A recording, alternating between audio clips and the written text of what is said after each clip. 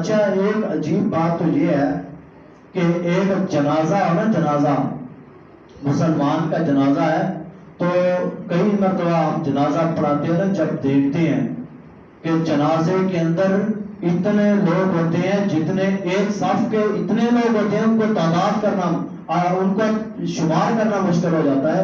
اتنی تعداد کے اندر لوگ ہوتے ہیں جنازوں میں اتنی تعداد میں لوگ ہوتے ہیں، ان کی گنتی کرنا، بعض وقت بڑے جنازے ہوتے ہیں تو لوگ لاکھ ہزاروں کلومیٹر سفر طے کر کے یہاں سے لاہور جنازہ پڑھنے کے لیے جائیں گے، ملتان جائیں گے، لاہور جائیں گے، اسلام آباد۔ اچھا جی، کون میرا رفیق سفر یا میرا دوست یا عالم مولوی فوت ہو چکا ہے، ایم پی ایم اے نے فوت ہو چکا ہے، میں اس کا جنازہ پڑھنے کے لیے جا رہا ہوں۔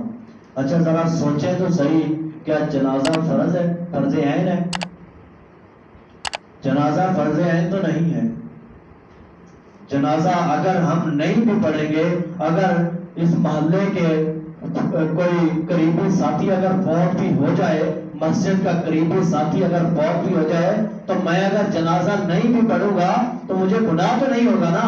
اگر آپ میں سے کوئی جنازہ نہیں پڑھے گا، آپ کو کون سا گناہ ہو جانا ہے؟ آپ کو گناہ نہیں ہوگا۔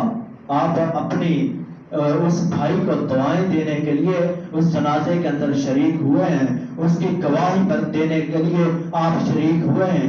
اچھا فرض کفایہ ہے، ہم اتنی تعداد میں جاتے ہیں جنازہ پڑھنے کے لیے، لیکن نماز جو فرض عین ہے، ہماری مسجد جمعے میں فل، جنازوں میں ہماری صفیں فل، جنازہ گاہ فل، مسجد میں 3 نماز، 4 نماز، 5 نماز، جتنی وعید اسلام کے اندر بے نماز کے لیے ہے، اتنی کسی کام کے لیے بھی نہیں ہے۔